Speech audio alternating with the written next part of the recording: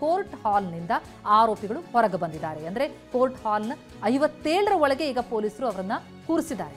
57ನೇ court ಹಾಲ್ಗೆ ಪವಿತ್ರ ಮತ್ತು ಪ್ರದೋಷ್ನನ್ನ ಕರ್ಕೊಂಡು ಹೋಗಲಾಗಿದೆ. ದರ್ಶನ್ ಕೂಡ ಕರ್ಕೊಂಡು ಬಂದಿದ್ದಾರೆ ಪೊಲೀಸರು. ಅಂದರೆ ಈಗೇನು ಇವತ್ತಿನ ಪ್ರಕ್ರಿಯೆ ಏನಿತ್ತು ಚಾರ್ಜಸ್ ಫ್ರೇಮಿಂಗ್ ಅದು ಮುಕ್ತಾಯ ಆದಂತಹ ಹಿನ್ನೆಲೆಯಲ್ಲಿ ನಾಗರಾಜ್, ಲಕ್ಷ್ಮಣ್ ಸೇರಿದಂತೆ ಎಲ್ಲರನ್ನ ಹೊರಗಡೆ ಕರ್ಕೊಂಡು ಬಂದಿದ್ದಾರೆ ಪೊಲೀಸರು. ಕೋರ್ಟ್ ಹಾಲ್ನಿಂದ ಆರೋಪಿಗಳನ್ನ ಹೊರಗಡೆ ಕರ್ಕೊಂಡು ಬಂದು ಈಗ ಅವರನ್ನ ಆಯಾ ಜೈಲಿನಲ್ಲಿ ಕರ್ಕೊಂಡು ಹೋಗಬೇಕಾಗುತ್ತೆ. ಅದಕ್ಕೂ ಮುಂಚೆ ಕೋರ್ಟ್ ಹಾಲ್ನ 57ರ ಒಳಗೆ ಅವರನ್ನ ಕೂರಿಸಲಾಗಿದೆ ಸದ್ಯಕ್ಕೆ. ಅಂದರೆ ಅತಿ ಹೆಚ್ಚಿನ ಕ್ರೌಡ್ ಅಲ್ಲಿರುವಂಥದ್ದು. ಆರಂಭದಿಂದಲೂ ತೊಡಕಾಗ್ತಾ ಇರೋದೇ ಅದು. ಅವರನ್ನು ಕರ್ಕೊಂಡು ಬಂದಂಥ ಸಂದರ್ಭದಿಂದಲೂ ಕೂಡ ಇವತ್ತು ಚಾರ್ಜಸ್ ಫ್ರೇಮಿಂಗ್ ಆಗಿ ಎಲ್ಲ ಆರೋಪಿಗಳನ್ನ ಕರ್ಕೊಂಡು ಬರಲಾಗುತ್ತೆ. ಪ್ರಮುಖವಾಗಿ ದರ್ಶನನ್ನ ಅನ್ನುವಂತಹ ಹಿನ್ನೆಲೆಯಲ್ಲಿ ಈ ಕೇಸ್ಗೆ ಸಂಬಂಧಪಟ್ಟಂತೆ ಏನು ನಡೆಯುತ್ತೆ ಪ್ರಕ್ರಿಯೆ ಅನ್ನುವಂಥ ಕುತೂಹಲದಿಂದಾಗಿ ಅತಿ ಹೆಚ್ಚಿನ ಸಂಖ್ಯೆಯಲ್ಲಿ ವಕೀಲರು ಸೇರಿದಂತೆ ಜನ ಅಲ್ಲಿ ನೆರೆದಿದ್ರು. ಜಡ್ಜ್ ಹೇಳಿದ್ರು ಕೂಡ ಕೇಳಲಿಲ್ಲ, ಯಾರೋ ಹೊರಗೆ ಹೋಗಲಿಲ್ಲ. ಆ ಎಲ್ಲ ಗದ್ದಲಗಳ ನಡುವೆನೇ ಪ್ರಕ್ರಿಯೆಗಳನ್ನ ನಡೆಸಬೇಕಾಗಿ ಬಂತು. ಚಾರ್ಜಸ್ ಫ್ರೇಮಿಂಗ್ ನಡೀತು. ಅದಾದ ಮೇಲೆ ಯಾವ ಆರೋಪಿಗಳು ಕೂಡ ಚಾರ್ಜಸ್ಸನ್ನು ಅವರ ಮೇಲೆ ಹೊರಿಸಿದಂತಹ ದೋಷಾರೋಪವನ್ನು ಒಪ್ಪಿಕೊಳ್ಳದೇ ಇರುವಂತಹ ಹಿನ್ನೆಲೆಯಲ್ಲಿ ಈಗ ಮುಂದಿನ ಪ್ರಕ್ರಿಯೆಗಾಗಿ 10ನೇ ತಾರೀಕಿಗೆ ವಿಚಾರಣೆಯನ್ನು ಮುಂದೂಡಿದ್ದಾರೆ. ವಿಚಾರಣೆ ನವೆಂಬರ್ 10ಕ್ಕೆ ನಡೆಯುತ್ತೆ. ಅಂದರೆ ಅವತ್ತೇನು ನಡೆಯುತ್ತೆ, ಅವತ್ತು ಡೇಟ್ ಫಿಕ್ಸ್ ಆಗುತ್ತೆ. ಸೊ ಹಾಗೆ ಆರೋಪಿಗಳಿಗೆ ಸಮನ್ಸ್ ನೀಡಬಹುದು ಅನ್ನುವಂಥದ್ರ ಬಗ್ಗೆ ವಕೀಲರು ಕೂಡ ಇಲ್ಲಿ ಮನವಿ ಮಾಡಿದ್ದಾರೆ. ಪವಿತ್ರಗೌಡ ಪರ ವಕೀಲರು ಮನವಿಯನ್ನು ಮಾಡಿದ್ದು. ಇದನ್ನು ಹೊರತುಪಡಿಸಿದ್ರೆ ಈಗ ಆರೋಪಿಗಳ ಸಹಿಯನ್ನು ಪಡೆದುಕೊಳ್ಳುತ್ತೆ ಬೆಂಚ್.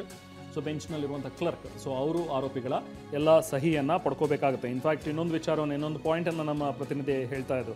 ಇಡೀ ಕೋರ್ಟ್ ಹಾಲ್ ಅಲ್ಲಿದ್ದಂಥ ಜನ ಏನು ಅಷ್ಟೊಂದು ಸಂಖ್ಯೆಯಲ್ಲಿ ಏನು ನೆರೆದಿದ್ರಲ್ಲ, ಇಡೀ ನೆಲ ಎಲ್ಲ ಒದ್ದೆ ಆಗ್ಬಿಟ್ಟಿದೆಯಂತೆ. ಸೊ ಅಂದರೆ ಬೆವರಿನಿಂದ ತೊಯ್ದು ಹೋಗಿದೆ ಕೋರ್ಟ್ ಹಾಲ್. ಸೊ ಅಷ್ಟು ಮಟ್ಟಿಗೆ ಜನ ಇವತ್ತು ಜಮಾಯಿಸಿದ್ರು ಅನ್ನುವಂಥದ್ದು.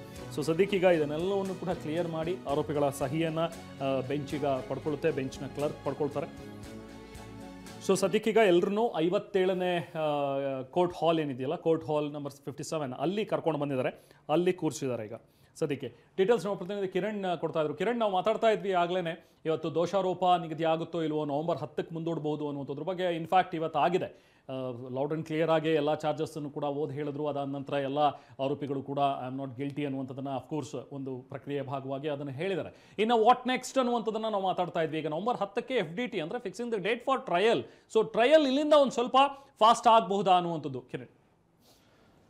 ಖಂಡಿತ ರೆಹಮಾನ್, ಈಗಾಗಲೇ 10ನೇ ತಾರೀಕು ಫಿಕ್ಸ್ ಆಗುತ್ತೆ. ಅವತ್ತಿನ ದಿನ ಟ್ರಯಲ್ ಯಾವತ್ತಿಂದ ಶುರು ಆಗುತ್ತೆ ಅಂತ. ಯಾಕೆಂತಂದರೆ ಅವ್ರಿಗೆಲ್ಲರಿಗೂ ಕೂಡ ಯಾರ್ಯಾರು ಎವಿಡೆನ್ಸ್ಗಳಿದೆ ಅವ್ರಿಗೆಲ್ಲರಿಗೂ ಕೂಡ ಸಮನ್ಸ್ ಕೊಡಬೇಕಾಗುತ್ತೆ, ನೋಟಿಸ್ ಕೊಡಬೇಕಾಗುತ್ತೆ ಆ ವಿಟ್ನೆಸ್ಗಳಿಗೆ ಅವತ್ತಿನ ದಿನ ಬರೋಕ್ಕೆ. ಹಾಗಾಗಿ ಇನ್ನು ಉಳಿದಿದಂತೆ ಇವತ್ತು ಏನು ಫಿಸಿಕಲಿ ಒಂದು ಕರ್ಕೊಬಂದು ಕೋರ್ಟ್ಗೆ ನಿಲ್ಲಿಸಿದ್ರು, ಇನ್ನು ವಿಡಿಯೋ ಕಾನ್ಫರೆನ್ಸಲ್ಲೇ ಜೈಲಿಂದನೇ ವಿಡಿಯೋ ಕಾನ್ಫರೆನ್ಸಿಂದನೇ ಅವ್ರನ್ನೆಲ್ಲ ಆರೋಪಿಗಳನ್ನ ಅಲ್ಲಿ ನಿಲ್ಲಿಸ್ತಾರೆ. ಇಲ್ಲಿ ಇದಕ್ಕೆ ಸಂಬಂಧಪಟ್ಟಂತೆ ಟ್ರಯಲ್ ಇನ್ನು 10ನೇ ತಾರೀಕಿಂದ ಯಾವತ್ತು ಡೇಟ್ ಫಿಕ್ಸ್ ಆಗುತ್ತೋ ಅಲ್ಲಿಂದ ಕೂಡ ಟ್ರಯಲ್ ಶುರು ಆಗುತ್ತೆ. ಅಂದರೆ ಇವತ್ತು ಆ್ಯಕ್ಚುಲಿ ಭಾಳಷ್ಟು ಅಂದರೆ ಇಂಪಾರ್ಟೆಂಟ್ ಚಾರ್ಜಸ್ ಫ್ರೇಮ್ ಮಾಡುವಂಥದ್ದು. ಇನ್ನು ಮುಂದೆ ಟ್ರಯಲ್ ಈಗಾಗಲೇ 200ಕ್ಕೂ ಹೆಚ್ಚು ಸಾಕ್ಷಿಗಳಿದೆ. ಅದರಲ್ಲಿ ಟೆಕ್ನಿಕಲ್ ಎವಿಡೆನ್ಸ್ ಇರ್ಬೋದು, ಐ ವಿಟ್ನೆಸ್ ಇರ್ಬೋದು, ಮತ್ತು ಬೇರೆ ಬೇರೆ ಅಂದರೆ ಅದಕ್ಕೆ ಪೋಸ್ಟ್ ಮಾರ್ಟಮ್ದು ಇರ್ಬೋದು, ಡಾಕ್ಟರ್ಸ್, ಈ ಥರದ್ದು ಭಾಳಷ್ಟು ಎವಿಡೆನ್ಸ್ ಅವ್ರನ್ನೆಲ್ಲರನ್ನೂ ಕೂಡ ಅದಕ್ಕೆ ಸಮನ್ಸ್ ಕೊಟ್ಟು ಅವ್ರಿಗೆಲ್ಲರಿಗೂ ನೋಟಿಸ್ ಕೊಟ್ಟು ಅವ್ರನ್ನೆಲ್ಲರನ್ನೂ ಕೂಡ ಕೋರ್ಟ್ಗೆ ಕರೀತಾರೆ. ಅಲ್ಲಿ ಅವರ ಒಂದು ಸ್ಟೇಟ್ಮೆಂಟನ್ನು ರೆಕಾರ್ಡ್ ಮಾಡ್ಕೋತಾರೆ. ನಂತರ ಆರ್ಗ್ಯುಮೆಂಟ್ ಆಗುತ್ತೆ. ಅದಕ್ಕೆ ಸಂಬಂಧಪಟ್ಟಂತೆ ಕ್ರಾಸ್ ಎಕ್ಸಾಮಿನೇಷನ್ ಇವೆಲ್ಲವೂ ಕೂಡ ಮುಂದಿನ ಹಂತದ ಪ್ರೊಸೆಸ್. ಅದು ಎವ್ರಿ ಡೇಟನ್ನು ಕೊಡ್ತಾರೆ. ಒಂದು ದಿನಕ್ಕೆ 3 ಜನ ಎವಿಡೆನ್ಸ್, ಇಲ್ಲ 2 ಎವಿಡೆನ್ಸ್, ಈ ರೀತಿ ಒಂದು ಹೋಗ್ತಾ ಇರ್ತಾರೆ. ಅದಕ್ಕೆ ಸಂಬಂಧಪಟ್ಟಂತೆ ತನಿಖಾಧಿಕಾರಿಗಳು ಇವರು ಏನೇನು ಸಾಕ್ಷಿಗಳನ್ನ ಇದೆ ಅನ್ನೋದನ್ನು ಹೇಳಿದ್ರೆ ಅವರು ಕರ್ಕೊಬರ್ಬೇಕಾಗತ್ತೆ. ಅವತ್ತಿನ ದಿನ ಕರ್ಕೊಬಂದು ಕೋರ್ಟಿಗೆ ಕರ್ಕೊಬಂದು ಅವ್ರಿಗೆ ಹೇಳಿಕೆ ಪಡಿಬೇಕಾಗತ್ತೆ. ಜೊತೆಗೆ ಡಿಫೆನ್ಸ್ ಲಾಯರ್ ಅದನ್ನು ಪ್ರಶ್ನೆಗಳು ಮಾಡ್ತಾರೆ. ಅದಕ್ಕೆ ಸಂಬಂಧಪಟ್ಟಂತೆ ಇವರು ಈಗ ಏಕೆಂದರೆ ಫೈನಲಿ ರೆಹಮಾನ್ ಫಿಕ್ಸ್ ಆಗುವಂಥದ್ದು ಅಂದರೆ ಅವ್ರಿಗೆ ಏನಾರ ಕನ್ವಿಕ್ಷನ್ ಫಿಕ್ಸ್ ಆಗುವಂಥದ್ದು ಏನು ಸಾಕ್ಷಿಗಳು ಕೊಟ್ಟಿದ್ದಾರೋ ಅದನ್ನು ಕೋರ್ಟ್ ಅಂದರೆ ಅಲ್ಲಿಗೆ ಜಡ್ಜ್ಗೆ ಕನ್ವಿನ್ಸ್ ಆಗಬೇಕು ಕೊಟ್ಟಿರೋದು ಹೌದು ಇವ್ರನ್ನೇ ಅಂತ. ಯಾಕೆಂದರೆ ಕೊಟ್ಟಿರುವಂಥ ಸಾಕ್ಷಿಗಳು ಬರಬೇಕಾಗತ್ತೆ. ಇಲ್ಲ ಹಾಸ್ಟೆಲ್ ಆಗಿಬಿಟ್ರೆ ಮತ್ತೆ ಅದಕ್ಕೆ ಕೇಸು ಬೇರೆ ಬೇರೆ ಥರ ತಿರುಗುತ್ತೆ. ಆಮೇಲೆ ಜೊತೆಗೆ ಅಲ್ಲಿ ಏನು ಒಂದು ಎವಿಡೆನ್ಸ್ಗಳನ್ನೆಲ್ಲ ಹಾಕಿದರೆ, ಸಾಕ್ಷಿಗಳು ಹಾಕಿದ್ದಾರೆ, ಅವ್ರು ಮತ್ತೆ ಬಂದು ಕೋರ್ಟಲ್ಲಿ ಉಲ್ಟಾ ಹೇಳ್ಬಿಟ್ರೆ ಮತ್ತೆ ಆ ಕೇಸು ಬೇರೆ ದಿಕ್ಕಕ್ಕೂ ಹೋಗುತ್ತೆ. ಈಗ ಸಂಬಂಧಪಟ್ಟಂತೆ ಏನೇನು ಇವರು ಎವಿಡೆನ್ಸನ್ನು ಕಲೆಕ್ಟ್ ಮಾಡಿದ್ರೆ ಅವ್ರನ್ನೆಲ್ಲರೂ ಕೂಡ ಅವತ್ತಿನ ದಿನ ಡೇಟಿಗೆ ಕರೆದು ಅವರ ಸ್ಟೇಟ್ಮೆಂಟನ್ನು ಕೊಡಿಸಿ ಸಿಕ್ಕಿರುವಂಥ ಎವಿಡೆನ್ಸನ್ನು ಪ್ರೂವ್ ಮಾಡಬೇಕಾಗುತ್ತೆ. ಒಂದ್ಸರಿ ಅದು ಪ್ರೂವ್ ಮಾಡಿದಾಗ ಅವ್ರಿಗೆ ಜಡ್ಜ್ ಕನ್ವಿನ್ಸ್ ಆದರೆ ಅವ್ರಿಗೆ ಶಿಕ್ಷೆ ಕೊಡುವಂಥದ್ದು ಮುಂದಿನ ಹಂತದಲ್ಲಿ. ಇಲ್ಲಿ ಏನಾರ ಮತ್ತೆ ಅದರಲ್ಲಿ ತನಿಖಾಧಿಕಾರಿಗಳು ಅದಕ್ಕೆ ಸಂಬಂಧಪಟ್ಟಂತೆ ವಿಫಲರಾದರೆ ಮತ್ತೆ ಕೇಸ್ ಅದೇ ಹೇಳ್ದಂಗೆ ಬೇರೆ ಬೇರೆ ಥರದ್ದು ಹೋಗುತ್ತೆ. ಯಾಕೆಂದರೆ ಸಾಕಷ್ಟು ಕೇಸ್ಗಳಲ್ಲೂ ಕೂಡ ಎವಿಡೆನ್ಸನ್ನು ಇನ್ ಟೈಮಿಗೆ ಪ್ರೊಡ್ಯೂಸ್ ಮಾಡಿದಾಗ ಅಥವಾ ಅದಕ್ಕೆ ಹಾಸ್ಟೆಲ್ ಆದಾಗ ಕೇಸು ಅದಕ್ಕೆ ಅದರಿಂದ ಹೊರಗಡೆ ಬಂದಿರುವಂಥ ಆರೋಪಿಗಳು ಹೊರಗಡೆ ಬಂದಿರುವಂಥದ್ದು ಸಾಕಷ್ಟು ನಾವು ನೋಡಿದ್ದೀವಿ. ಇಲ್ಲೂ ಕೂಡ ಈಗ ಸಂಬಂಧಪಟ್ಟಂತೆ ಇದು ಮುಖ್ಯವಾಗಿ ಭಾಳಷ್ಟು ಡಿಲೇ ಮಾಡುವಂಥದ್ದೇ ಮುಖ್ಯವಾಗಿ ಇಲ್ಲಿ ಕಾಣ್ತೈತೆ. ಯಾಕೆಂದರೆ ಕಳೆದ 4-5 ತಿಂಗಳಿಂದ ಸಾಕಷ್ಟು ಇದನ್ನು ಚಾರ್ಜಸ್ ಫ್ರೇಮ್ ಮಾಡದಿದ್ದಂಗೆ ಭಾಳಷ್ಟು ಅಪ್ಲಿಕೇಶನ್ಸ್ ಹಾಕೊಂಡು ಮಾಡ್ಕೊಂಡು ಬರ್ತಾ ಇದ್ರು. ಅಂತಿಮವಾಗಿ ಇವತ್ತು ಚಾರ್ಜಸ್ ಎಲ್ಲವೂ ಕೂಡ ಫ್ರೇಮ್ ಮಾಡಿದ್ದಾರೆ. ಈಗ 10ನೇ ತಾರೀಕಿಗೆ ಏನ್ ನಡೆಯುತ್ತೆ ಅವತ್ತು ಯಾವಾಗಿನಿಂದ ಟ್ರಯಲ್ ಆರಂಭ ಆಗಬೇಕು ಅನ್ನುವಂತ ದಿನಾಂಕ ನಿಗದಿಯಾಗೋದು, ಅಂದ್ರೆ ಇಷ್ಟು ಅವಧಿಯ ಒಳಗಡೆ ಟ್ರಯಲ್ ಅನ್ನು ನಡೆಸಬೇಕು ಅಂದ್ರೆ ತ್ವರಿತವಾಗಿ ನಡೆಸಬೇಕು, ಅದಕ್ಕೇನಾದ್ರೂ ಸೂಚನೆಗಳನ್ನ ಕೊಡ್ಲಾಗತ್ತಾ, ಹೇಗಿರುತ್ತೆ ಪ್ರಕ್ರಿಯೆಗಳು ಅಂತ?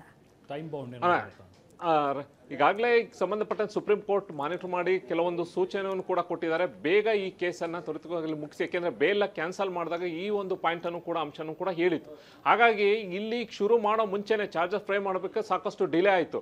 ಯಾಕೆಂತಂದ್ರೆ ಈಗಾಗಲೇ ಅವರ ಬೇಲ್ ಕ್ಯಾನ್ಸಲ್ ಮಾಡಿ ಸೆಪ್ಟೆಂಬರ್ ಮಾಡಿದ್ರು ಕೂಡ ಇಲ್ಲಿವರೆಗೂ ಕೂಡ ಸಾಕಷ್ಟು ಟೈಮ್ ಆಗೋಯ್ತು. ಇನ್ನು ಉಳಿದಂತೆ ಈಗ 10ನೇ ತಾರೀಕು ಫಿಕ್ಸ್ ಆಗುತ್ತೆ. ಯಾವತ್ತಿಂದ ಅದು ವೀಕ್ಲಿ ಒಂದಿನ ಮಾಡ್ತಾರೋ ಅಥವಾ 3 ದಿನ ಮಾಡ್ತಾರೋ ಅಥವಾ ಆಲ್ಟರ್ನೇಟ್ ಡೇಸ್ ಮಾಡ್ತಾರೋ, ಇದಕ್ಕೆ ಸಂಬಂಧಪಟ್ಟಂತೆ ಅದ್ರ ಬಗ್ಗೆನೂ ಕೂಡ ಸುಪ್ರೀಂ ಕೋರ್ಟ್ ಅಲ್ಲಿ ಆರ್ಗ್ಯುಮೆಂಟ್ ಆಗಿತ್ತು. ಈಗ ಅದಕ್ಕೆ ಬೇಗ ಮುಗಿಸಿ ಅಂತಂದ್ರೆ ಬಹುಶಃ 200ಕ್ಕೂ ಹೆಚ್ಚು ಸಾಕ್ಷಿಗಳಂದ್ರೆ ಒಂದು ದಿನಕ್ಕೆ 2 ಅಥವಾ 3 ತಗೊಂಡ್ರು ಕೂಡ, ಪ್ರತಿದಿನ ಕೂಡ ಕೇಸನ್ನ ತಗೊಂಡ್ರು ಬಹುಶಃ ಅದು 1 ವರ್ಷ ಡ್ರ್ಯಾಗ್ ಆಗುವಂತದ್ದಿದೆ. ಅದರಲ್ಲಿ ಪ್ರತಿದಿನ ತಗೊಳಕ್ಕಾಗಲ್ಲ. ಹಾಗಾಗಿ ಅದಕ್ಕೂ ಒಂದು ಡೇಟ್ ಆಯ್ತು, 3 ಡೇಸ್ಗೋ ಇಲ್ಲ 2 ಡೇಸ್ಗೋ ಈ ರೀತಿ ಕೇಸನ್ನ ತಗೊಂಡು ಅವನ್ನೆಲ್ಲವೂ ಕೂಡ ಅಂದ್ರೆ ಒಂದು ಸ್ಟೇಟ್ಮೆಂಟ್ ಮಾಡಿ ಅದಕ್ಕೆ ಅವ್ರು ಕೊಡುವಂಥ ಎವಿಡೆನ್ಸ್ಗಳಿಗೆ ಎಷ್ಟು ಮಟ್ಟಿಗೆ ಸರಿಗಿದೆ ಅಂತ ಕ್ರಾಸ್ ಎಕ್ಸಾಮಿನೇಷನ್ ಆಗುತ್ತೆ. ಅದಕ್ಕೆ ಸಂಬಂಧಪಟ್ಟಂತೆ ಡಿಫೆನ್ಸ್ ಕೂಡ ಅದಕ್ಕೆ ಎಲ್ಲವೂ ಕೂಡ ಆಗುತ್ತೆ. ಹಾಗಾಗಿ ಇದು ಲೆಂತ್ ಪ್ರೋಸೆಸ್ ಇದೆ, ಇನ್ನೂ ಕೂಡ ಸಾಕಷ್ಟು ಟೈಮು ಇದೆ. ಆದರೆ ಎಷ್ಟು ದಿನಕ್ಕೆ ಆಲ್ಟರ್ನೇಟಿವ್ಸ್ ಮಾಡ್ತಾರೋ ಅಥವಾ ಡೈಲಿ ಬೇಸಿಸ್ ಮಾಡ್ತಾರೋ ಅಥವಾ ವೀಕ್ಲಿ ಒಂದ್ಸರಿ ಮಾಡ್ತಾರೋ ಅದು ಮುಂದಿನ ಹಂತದಲ್ಲಿ ಕೋರ್ಟಿಗೆ ಬಿಟ್ಟಂತ ವಿಚಾರ. ಕಿರಣ್, ಐ ಥಿಂಕ್ ತುಂಬಾನೇ ತ್ವರಿತವಾಗಿ ಮಾಡಬೇಕಾದಂತಹ ಅನಿವಾರ್ಯತೆ ಇದೆಯಾ ಅನ್ನುವಂಥದ್ದನ್ನು ಕೂಡ ಕೋರ್ಟ್ ನೋಡುತ್ತೆ. ಯಾಕಂದ್ರೆ ಸಾಕಷ್ಟು ಪೆಂಡಿಂಗ್ ಕೇಸಸ್ ಇದೆ. ಅದರ ನಡುವೆ ಇದೊಂದೇ ಕೇಸಿಗೆ ಯಾಕೆ ಅಷ್ಟೊಂದು ಇಂಪಾರ್ಟೆನ್ಸ್ ಕೊಟ್ಟು ಬೇಗ ಇದು ಮೀಡಿಯಾದಲ್ಲಿ ಗ್ಲೋರಿಫೈ ಆಗಿದೆ. ಹೌದು, ಅಫ್ಕೋರ್ಸ್ ಒಬ್ಬ ನಾಯಕ ನಟ ಇದೆಲ್ಲ ಅನ್ಕೊಂಡ್ರು ಕೂಡ ಕೇಸ್ ವೈಸ್ ನೋಡಿದಾಗ ನ್ಯಾಯಾಲಯ ಏನ್ ತೀರ್ಮಾನ ಮಾಡುತ್ತೆ ಅನ್ನುವಂಥದ್ದು ಪ್ರಯಾರಿಟಿ ಬಗ್ಗೆ ನೋಡಬೇಕು.